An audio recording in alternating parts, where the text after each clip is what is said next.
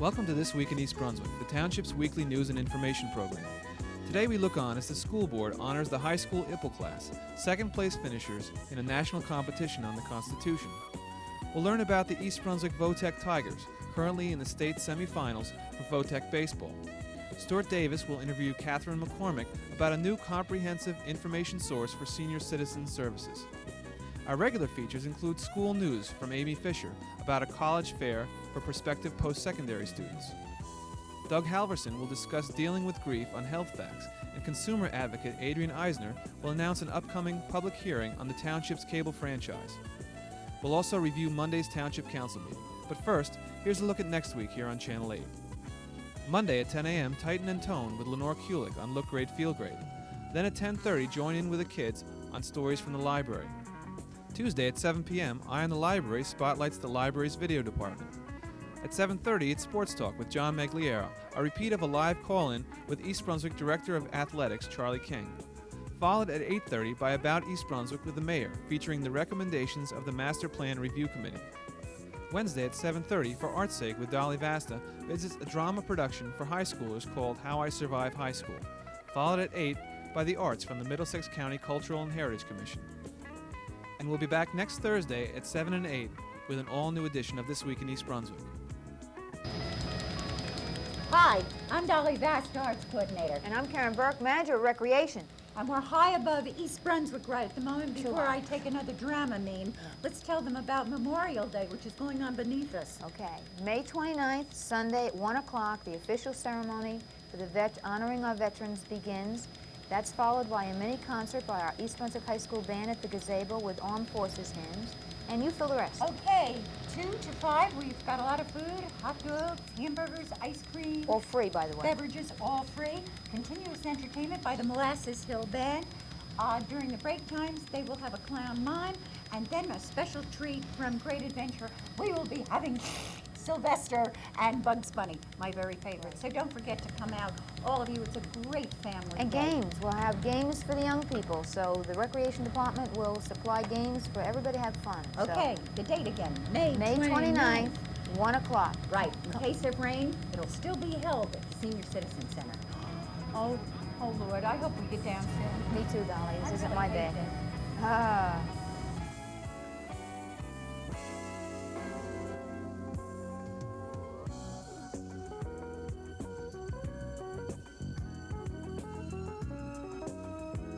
It was a night of celebration as parents, teachers, and friends came out to last Thursday's Board of Education meeting to congratulate the 8th period high school I.P.L.E. class for placing second in the country in the Constitution competition in Washington, D.C. this month. School System Information Officer Amy Fisher was on hand to get some of the comments of those who attended. Okay, here we are with Jody Heitner and Todd Carlson, two of the students in the course. Jody, did you have to work very hard for this competition? We worked very hard. We had to prepare for weeks, getting together with our group after school and just basically trying to be prepared for any question that the judges could come to us with. So it was trying to cover ourselves at every angle, in every respect. It was many hours, but it was worth it in the end when we came in second place. What was your topic? Ours was Unit 3, and it was work dealing with the problems between the Federalists and the Anti-Federalists. Todd, how about you? What was your group's topic? Well, we dealt with the early Constitution in the colonies and the development of the United States Constitution in relationship with the Declaration of Independence and the Articles of Confederation. Did you think that all the work was worth it? Yeah, it definitely was. Second place is really great, and that'll just be with me the rest of my life. It was an astounding experience. Do either of you have plans for a career in government or politics? It's a possibility that I was going to think of going something with law in the future, and this is definitely going to be a good experience that I'll have from now on. I've thought about possible government work and like senators, that kind of stuff, but I really have no idea at the moment. Okay, well, congratulations again. Thank you.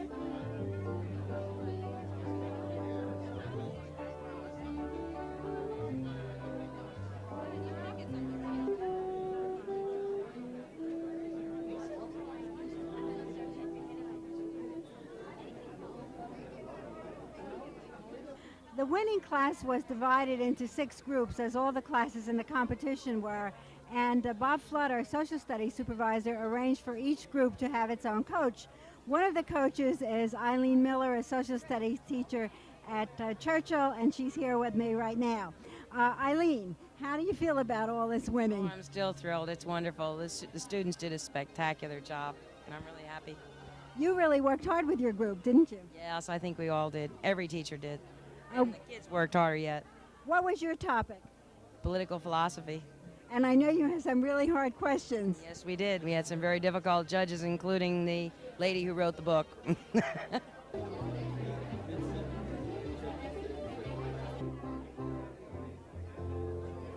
Okay, here's Jody Abramson. She is one of the students in the class. And how do you feel about all of this? I think this is great. I can't believe the amount of coverage that the town and the surrounding towns have given us, and I think it's wonderful. Did you study very hard for the competition? We most certainly did. And in addition to the book that we used outside sources. We spent a lot of nights at the library trying to find additional information, and it was worth it. It was definitely worth it. Do you think that now you know you're really a constitutional scholar, as everybody's saying? Most certainly. For the next election, I will definitely know the issues, I hope.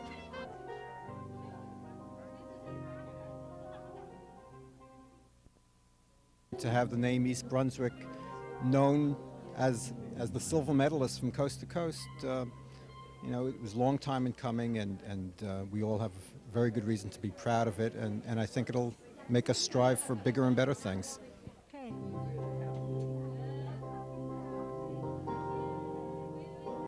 Now I'm with Carol Rosenberg, who's the president of the high school PTSA and also the mother of a student in the class, and she saw most of the competition. What did you think of it, Carol? It was really a delight, and it was very exciting not only to be a mother but to be president of the high school. And we're really excited at the PTSA level because this is something that we could donate to and see them actually win. It was great. It was really terrific. Right on, and next year we're going to be #1. I think it's very much like when they arrived on the bus from Washington. It's almost like a second New Year's Eve. And I think it's wonderful that the school system would have this second reception for them. I'm very delighted that I'm here, and I'm very delighted that you're here and he's here and that everybody's going to enjoy themselves.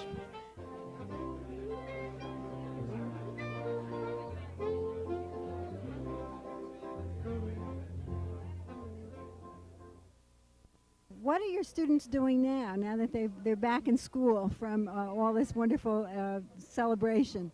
It's not so much what they're doing. I'm trying to keep them down on earth here. You know, they keep wanting to talk about the competition, and it's great, but we have work to do. They're still debating their bills for Model Congress, and then we have to go on to foreign policy matters, U.S. foreign policy, global issues.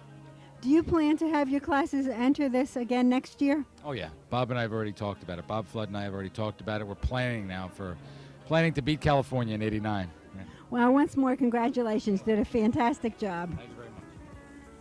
After the reception, all gathered in the Hammersholt School auditorium for the start of the board meeting, where a resolution was read by Board President David Seiden honoring the winning class and outstanding teacher John Calamano.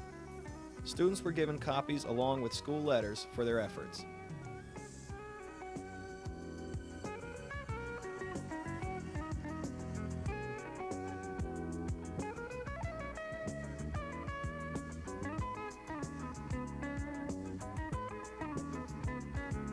Hi, my name is Susan Sipperly. I'm a guidance counselor at the East Brunswick Vocational School, and we're talking to you today from the grounds of the Middlesex County VOTEC, where we're playing the semifinal round of the VOTEC Invitational Tournament of the state.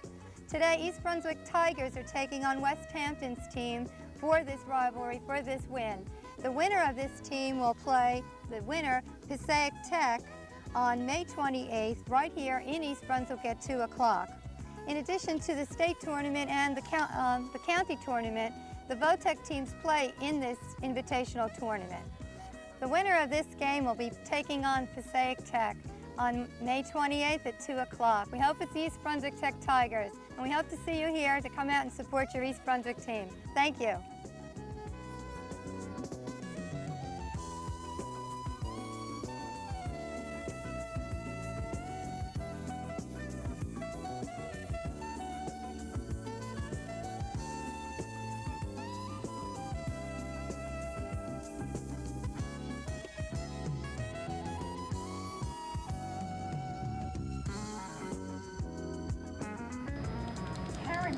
Look, there's the beach. It's coming up.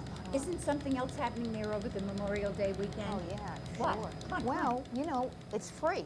The whole weekend is free to anybody that wants to come and enjoy the services of the community beach. It opens at 11, closes at 8. Come on down and swim, bathe in the sun, grab a hot dog, a hamburger, and just enjoy. And there are a lot of other things going on at the beach this year, too, Dolly. Oh, that's right. Our concert series.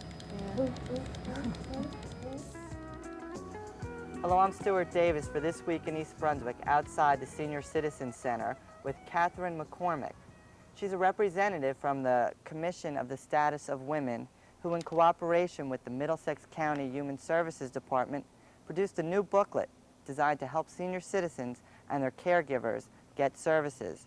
Catherine, how's this new booklet going to help seniors? There are a vast array of programs and services that have been designed to meet the many needs of our elder citizens.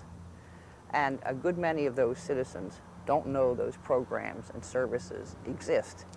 Or if they've heard of those programs or services, they jump to how to get in touch with them, how to make use of them. So our task force on the elderly has been working for the last 4 or 5 months with the Middlesex County Department of Human Services Office on Aging in updating its 1982 directory. And believe me, this directory contains a lot more than that directory did. And now that book is available to all the citizens of Middlesex County. We're particularly concerned that the caregivers for the elderly get hold of this. How did the Middlesex County Commission on the Status of Women get involved in this? Well, our commission has a task force on the elderly, and that task force, which I chair, decided last year that its first project would be the dissemination of information to the caregivers and the elderly. So we went to the utility companies because we figured everybody got an electric bill. If you don't, you're lucky. And they agreed to print on their May bills a notice telling their customers in Middlesex County just how they could get this booklet by simply calling the telephone number that's listed there. The utility company will take down the name and address, provide those labels to the Office on Aging, and the booklets will be sent out. Oh, that makes it easy. And you see, we chose May because May is Older Citizens Month. Okay. And we're fortunate that the book is ready just in time for that month. What type of information does this book provide seniors and their caregivers? Well, you can find out anything from adult education courses to a vast array of health services. In fact, I didn't know there were that many diseases until I got involved.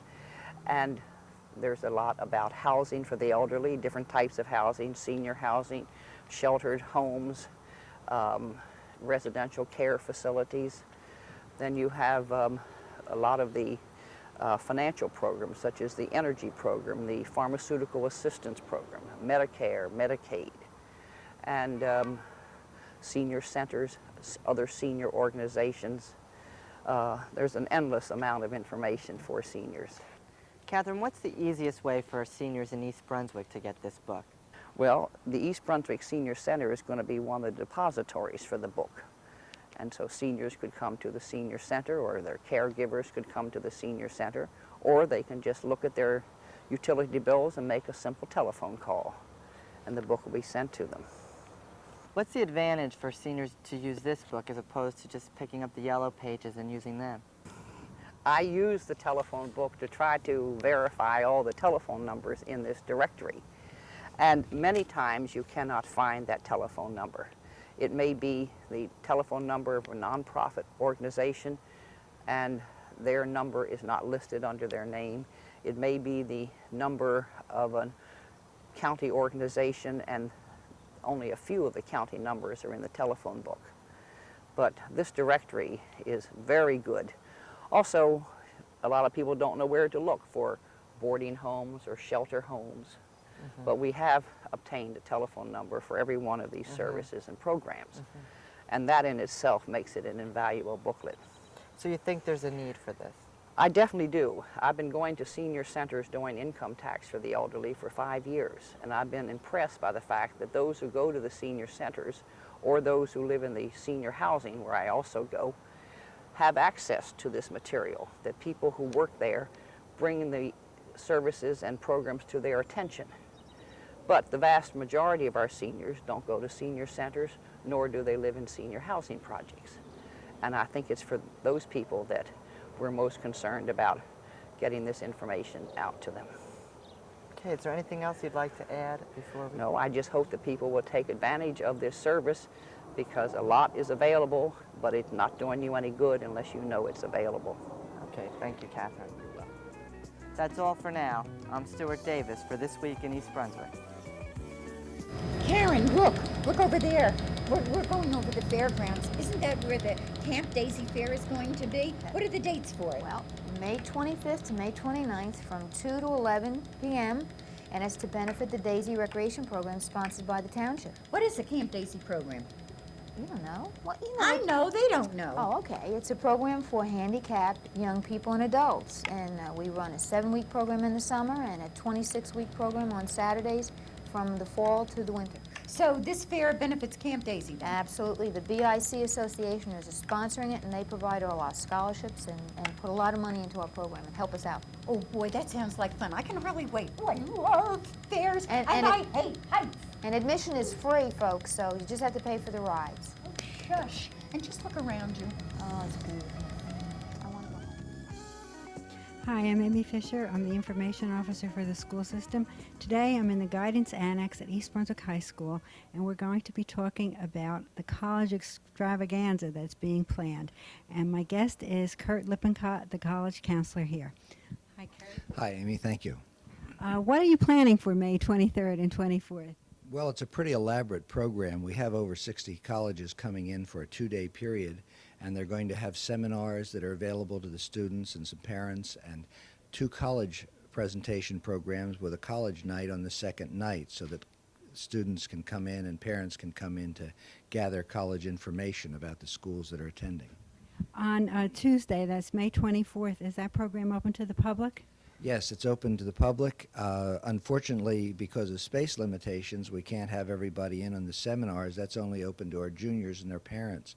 However, during the evening, everybody is invited, and we've invited 11 schools from the surrounding area to help give the colleges a little bit of exposure. Would this program be appropriate for sophomores also on Tuesday night? It's a good time for them to start some of their exploration and to meet some of the college folks. One of the things that we've been reading is that it's getting more and more difficult for people to get into college. How has that affected our students this year? It's been a little frightening to some degree, because a lot of the schools that used to be considered insurance policies are getting more and more difficult to get into. However, our students, because of their preparation, have generally done pretty well. This program should help because it will make people aware of colleges they might not know exist. Do you see it as that kind of a help to our students? I think it will be. A lot of the schools that are name brand household words don't usually come to programs like this. However, we do have some very fine institutions coming. What are some of the ones that are coming? Well, we have some schools from North Carolina coming. We've got Elon College from down there. We have Lafayette coming from Pennsylvania. We have Penn State coming. We've, of course, got Rutgers coming. We have Trenton coming, and about 60 more. Very good. Well, we'll be expecting everybody who is interested in colleges to be at East Brunswick High School in the cafeteria at 7:30 p.m. on Tuesday, May 24th. This month's Health Facts focuses on mental health with Doug Halvorsen of the Middlesex County Mental Health Clinic. No one ever told me that grief felt so much like fear. I am not afraid, but the sensation is like being afraid. The same fluttering in the stomach, the same restlessness, the yawning. I swallow. There is a sort of invisible blanket between me and the rest of the world. I not only live each endless day in grief, but live each day thinking about living each day in grief. So wrote C.S. Lewis, author of The Tales of Narnia, in A Grief Observed, as he reflected upon the loss of his wife Joy to cancer. Of all human experience, the loss of a loved one or other person close to us, especially loss through death, strikes with startling power and with surprising consequences. Loss or grief may be experienced common to all people, but remain always something each one of us has to experience in our own way. No matter how often we have been bereaved, no matter how often we have lost someone, grieving is something no one ever becomes accustomed to or adept at doing. Death is, of course, the most final of all our losses, but certainly not the only possible cause of loss. There is a profound sense of loss experienced by many people following the termination of a job, or at the breakup of a marriage, or at the graduation of the younger child, or upon the sale of the family house, or when the expected A turns out to be a B, or when a championship bid ends in the quarterfinals, or when lovers agree to say goodbye, or when the spirit is willing but the body finally says 5 miles is just too far to run. Grief, bereavement, loss, these unavoidable reminders of our humanity, these are in fact possible anytime one experiences change, anytime the known is replaced by the unfamiliar, anytime the past is brushed aside by the future, anytime the way we have grown accustomed to seeing ourselves is thrown into confusion or uncertainty. C.S. Lewis's expression of puzzlement and sharp annoyance over the impact of Joy's death upon his own thinking and even upon the way his body functioned rings true with the experience of many other people who have grieved. Our own selves can seem strange and almost alien to us during and following significant loss.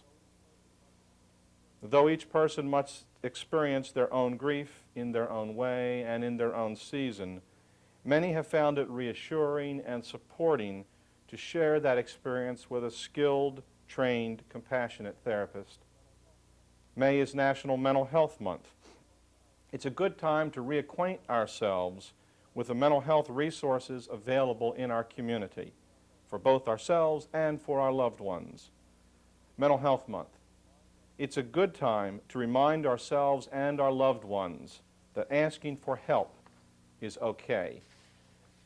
Further information may be requested from Catholic Charities at 257-6100, the South Amboy Memorial Hospital at 721-1000, or Middlesex County Mental Health Clinic at 613-9100.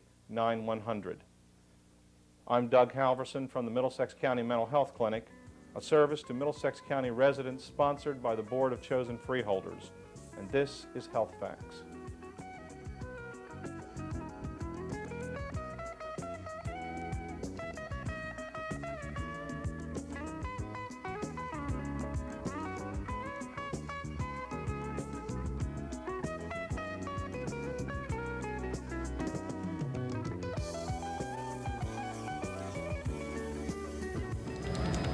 It's okay, you can look, we're almost down, and guess where we're landing? Right next to the East Brunswick Garage. What a great place that is. I have to tell them all about the program that's coming there. I hope so. The Talented Young Musicians concert will be there on June 5th, 7:30 p.m. The tickets are only $3. These young people are the winners of the auditions in April, and we have a wonderful guest artist, Valerie Goodell, lyric soprano. Wow. I hope all of you in the township will come out and support this program. It's really one of the greatest. I'm sure. Let's recap some of the great shows that we've got coming up.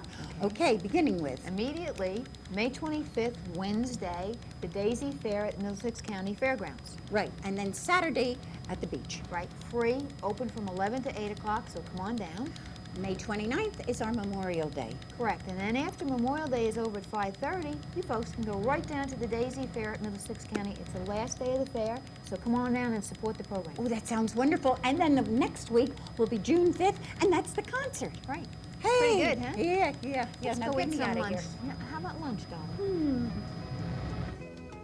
Hello, my name is Kevin Burney. I am a 9th grader at Churchill Junior High School.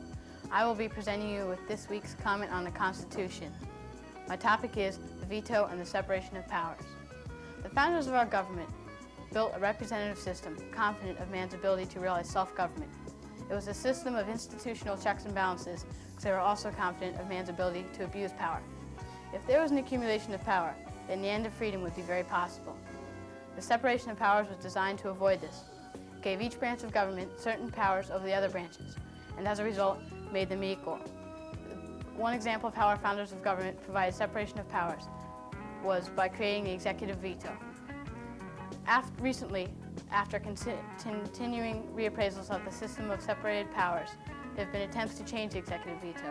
The item veto was one of many.